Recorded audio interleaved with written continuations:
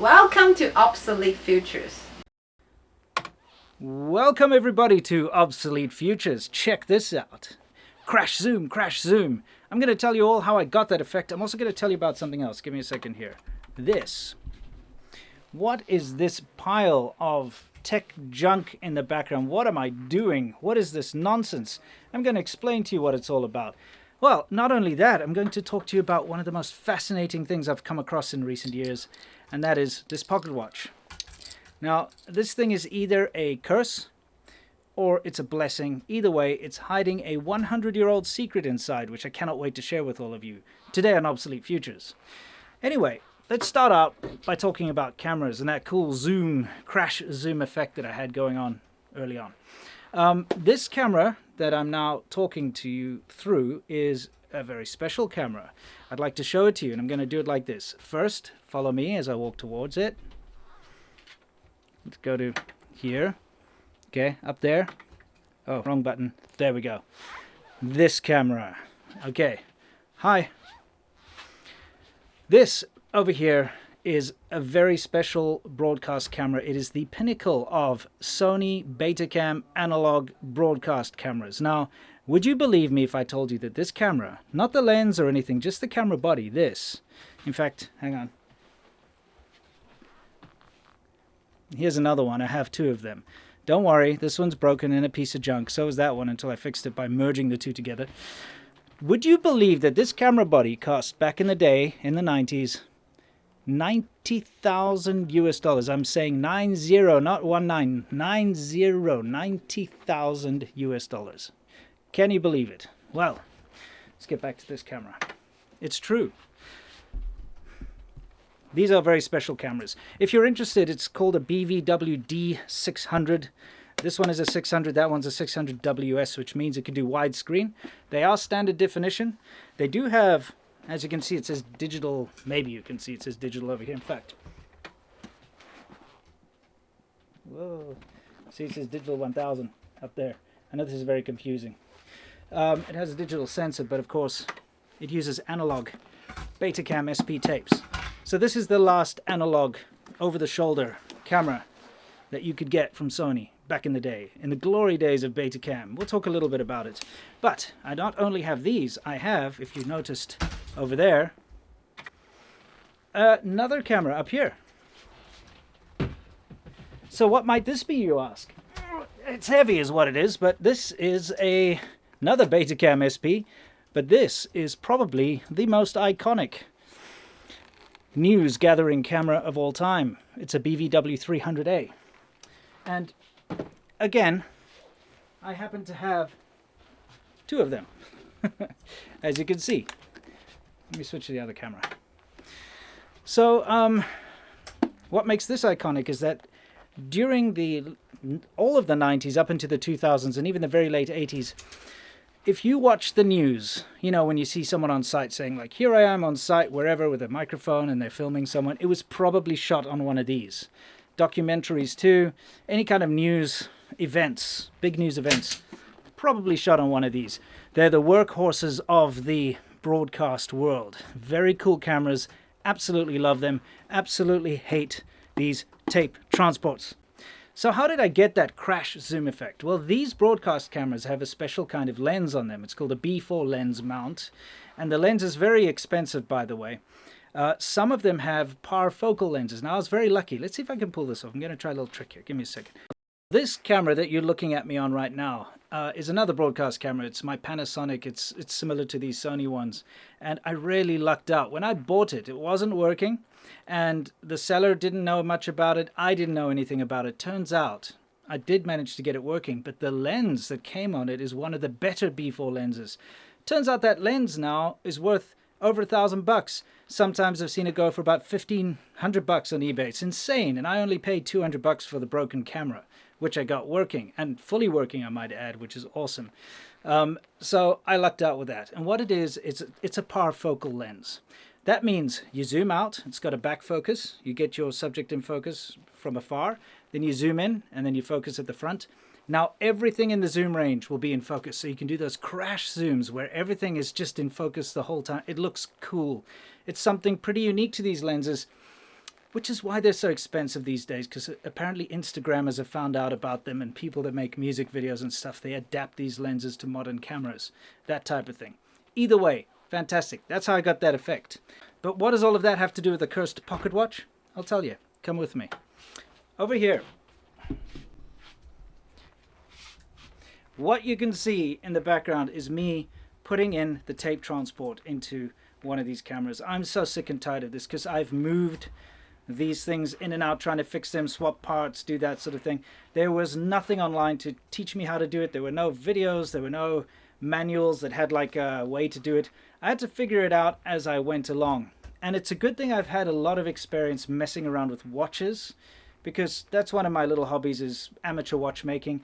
I kind of enjoy taking watches apart and so on, because I think most people that are interested in fixing cars and tinkering with electronics, they are eventually drawn to watches as well, especially mechanical watches, because they're so intricate and fascinating, and the ingenuity that's involved in making those mechanical movements work is really quite fascinating. So because I tinker around with watches, lucky for me, I have a lot of small watchmaking tools, which came in handy, because to take these tape transports in and out was just an immense amount of work when it came to the intricate little screws, and you needed tweezers to get little bits and pieces out of the way, because it's very complicated. I'm pretty sure people had to study and go on courses and so on, and maybe even graduate from like a master's degree to know how to work on this stuff back in the day. Either way, the result is I managed to get 1 out of the 4 kind of working to the point where the tape ejects, I can put a tape in, and well, it gets all chewed up, so I haven't really got it working, but that's just the way it is. I can, however, still use my Betacam SP tapes, because I have a little trick. Let me show you. Let's go this way again. Let's continue on.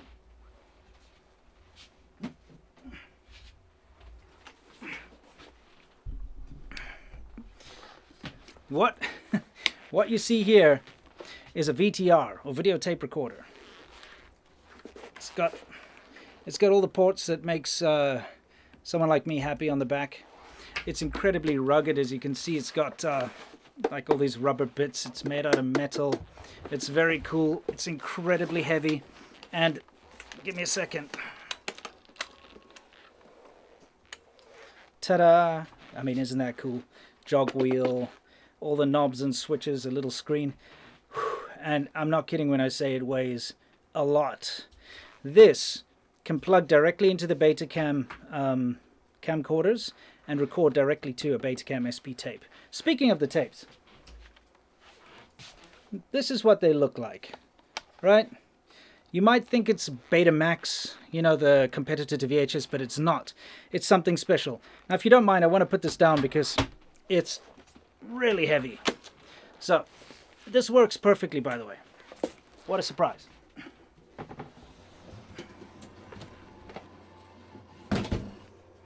So let's talk about the tapes for a second here. I mean, this is a very similar form factor, if not the same, to Betamax, although it's Betacam. Very different formats. Betamax was like the home consumer type tape. Betamax was broadcast standard for, well, about 2 decades, really, from the 80s, the mid-80s. In fact, I think it came out in like 82. All the way up until the 2000s, news stations were still using it. In fact, I would wager there's still some small stations somewhere still using Betacam. It's fantastic because it basically records component signal, so you get all the color information. It's awesome. I mean, it's what you're looking at. This quality compared to, well, this. And this is even good quality because this is a very high-grade prosumer camcorder mini DV, so it's digital and it's like up there. But if I were to, I don't know, turn on a VHS or a high 8 or something like that, you'd see how bad it is in comparison to this or this. Anyway, let's talk about it. You don't only get these small tapes because these are the ones that fit into these camcorders. This also fits into that VTR that I have. But you also get the full-size tapes, which it's the same tape just in a much bigger form factor, which you can see here. And don't worry, we're getting to the cursed pocket watch eventually. You can see there's quite the difference. In fact, let's compare it to VHS. Here's a VHS. Okay. So it's kind of like in between. You can see how big these things are. Now, I don't have any way to play this, unfortunately, because the players that play these big tapes are exorbitantly expensive. You pay like $600-700 on eBay for one that doesn't even work. So I doubt I'll ever get one. I'd love to, maybe in the future. I tell you what, though, if I do ever get one, I'm going to show you what's on this tape because it's quite interesting. I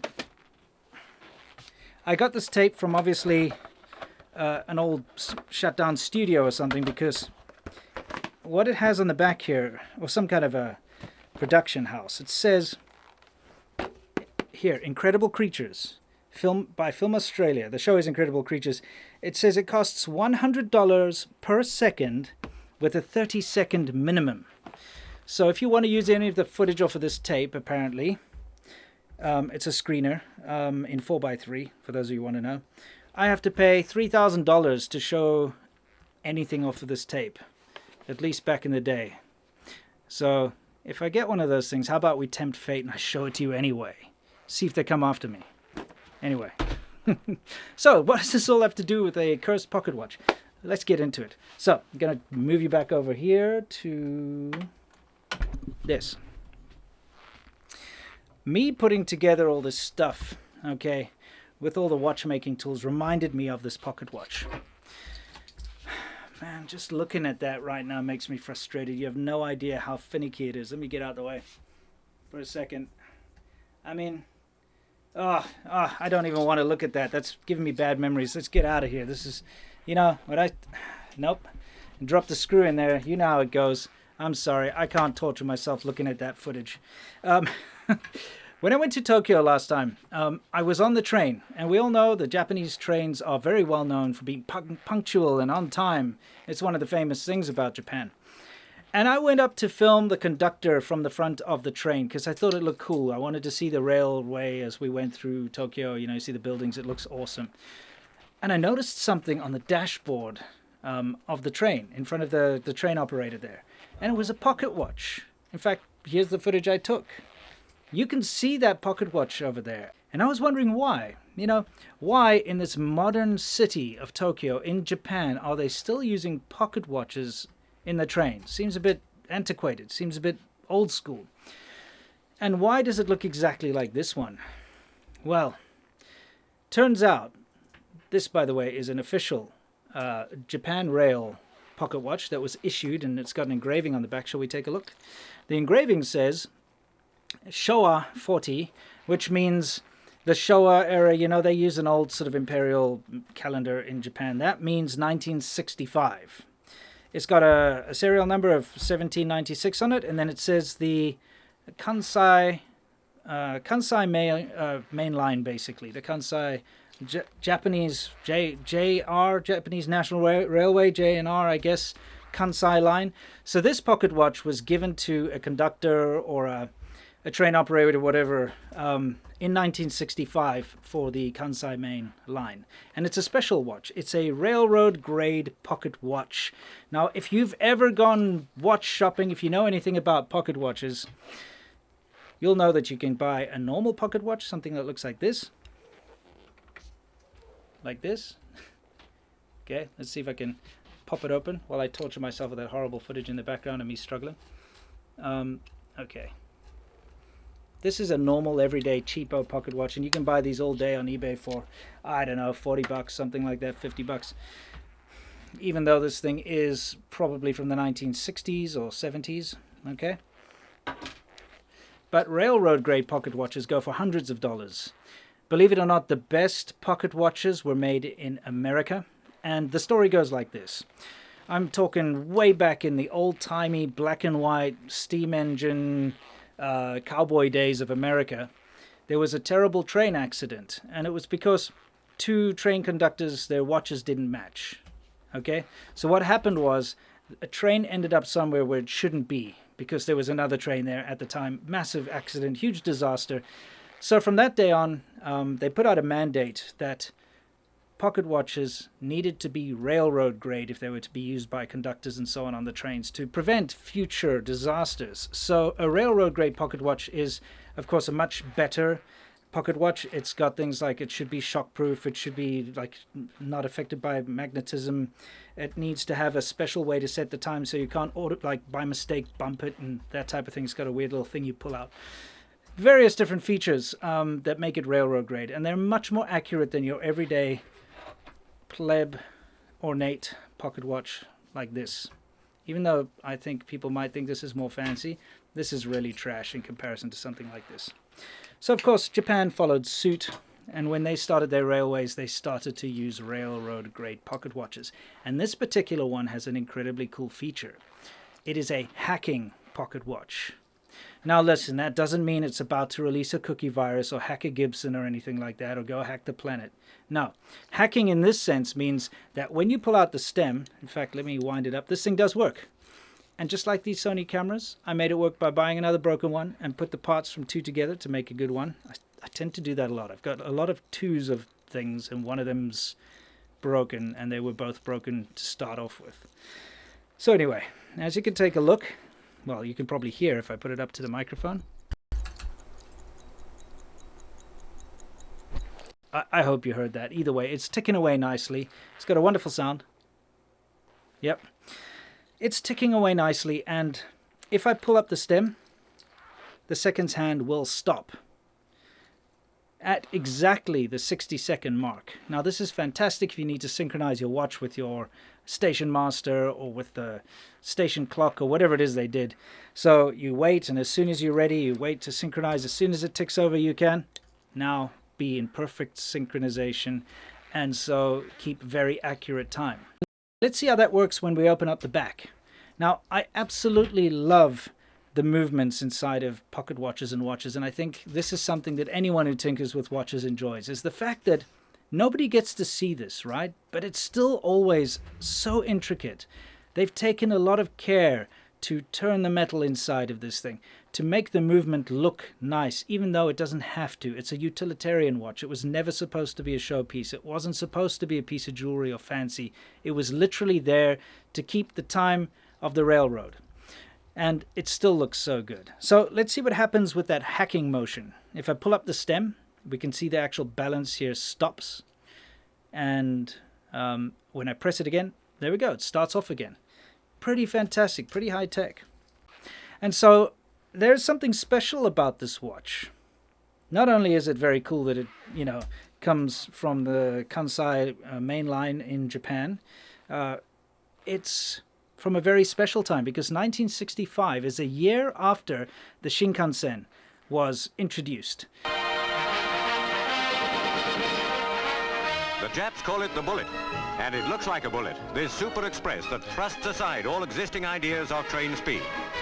It runs on rail lengths a mile long, on which it has reached 150 miles an hour on a trial run.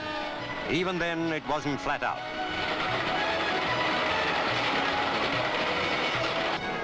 With their sense of timing, the Japs will have a small fleet of these 1,000-passenger trains when all the world's in Tokyo for the Olympic Games. So the Shinkansen is the bullet train, the high-speed rail in Japan, and it had been around now for only a year, this revolutionary new way of transport. The rest of the world thought it would be crazy, and look how incredible it turned out to be. So it was exciting times. At the time, the Kansai main line was still running on steam engines. There's a very famous Japanese steam train that this would have been used on. So it was still in the time of steam. Pretty interesting. And what's even more interesting about this watch is what's attached to it. I'm not sure if you can see that. I'm going to try to bring it up on this camera. Again, with me struggling with that. I'm telling you, these tape transports are so complicated and annoying. Really. Anyway, let's get back to this thing. Let's try over here. There, that. So what this is I didn't notice at first. I was like, what is that? Is that just a decoration? Looks like there's a jewel that's supposed to go into it over here on the end. But I couldn't really figure it out. And I was messing around with it, and I actually managed to pop it open. And it turns out it's a locket. And inside the locket I was taken aback. I was actually a little creeped out, to be honest. There are pictures of... now, I don't mind showing you guys because, you know, in this low resolution, I doubt you can really pick out who they are, and it doesn't matter because these people don't exist anymore, and I'm guessing for a very long time. But there's a picture of an elderly Japanese gentleman and an elderly Japanese lady, and they look to be in their 70s or 80s to me. So that means, I'm guessing these were the parents of the conductor, maybe even the grandparents, I'm not sure, probably the parents of the conductor or whoever owned this watch. So if this watch was given to him in 1965 and these people are probably in their late 70s, early 80s even, that means that these pictures inside of this pocket watch are of people anyway from before the turn of the century. In other words, from the 1800s when there wasn't electricity or motor cars or anything like that. So, you know, we're talking about an ancient little charm, an ancient little secret. So I must admit, when I first opened that up and saw those pictures, I was a little taken aback. I may have watched one too many Japanese horror movies. You know, there's always like a curse or something attached to an object, you know. So I was a little creeped out at first. I was like, what on earth is this? Because, you know, I'd just been working on it and fixing the watch. But, you know, I'm starting to change my mind about that. I think it's more of a blessing because although I'd love to return this locket to the family that it's connected to, I doubt that'll be possible because no one connected to this watch is alive at this point, I'm sure. And even if they were, how did it end up, you know, being sold as a broken junk watch on Japanese eBay, you know? Anyway, I did get it back and I did fix it and it's running perfectly now. It keeps time fantastically. This is like incredibly accurate. It's Seiko, by the way, my favorite watch brand, as you might know, since here I am wearing my favorite watch, which is my Seiko Arnie. Let's see if I can get a close-up of that over here. There we go. It is called the Seiko Arnie because, well, Arnold Schwarzenegger wore it during some of his most iconic roles in Commando, in Predator, a couple of other films. He wore this watch. This is an original. It's from 1984. It even has the original strap and everything. It's pretty fantastic. Very proud of this watch. It's another one that I cleaned up and fixed up and got working. So I love Seiko. Anyway, sorry for the digression. Is that how you say that? Back to this thing. I don't think of it as a curse. I think of it more as a blessing because now I have a genuine piece of Japanese railroad history. This was part of the Kansai line back in the day when they were still running steam engines. This kept the trains on time. And as you know, in Japan, the trains are always on time. If they're late for a few minutes, the whole country basically apologizes. It's fantastic how well oiled that machine is over there.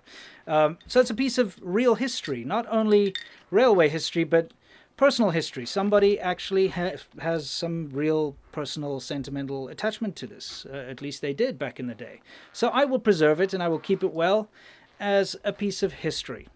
So today, rather than digital archaeology, I think we did some real archaeology.